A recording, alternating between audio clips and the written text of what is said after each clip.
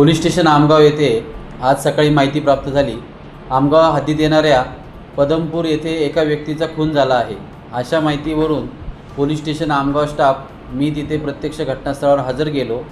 तेथे सावंगी येथे राहणारे नरेश लालचंद चौधरी वय वर्ष 35 यांचा खून झाल्याचे दिसून आले. सदर प्रकरणात पोलीस स्टेशनला अपराध क्रमांक 175/25 कलम 103(1) BNS नुसार गुन्हा दाखल करण्यात आलेला आहे. गुन्हा दाखल होताच स्थानिक गुन्हे शाखेचे PI लबडेसाहेब आणि LCB स्टाफ घटनास्थळी हजर आला.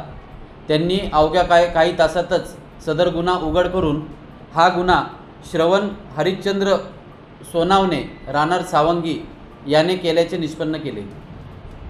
यामागचा हेतू काय होता? हा खून अनैतिक संबंधातून झालेला आहे. आरोपीसोबत अजून कोणावर अटक करण्यात आली?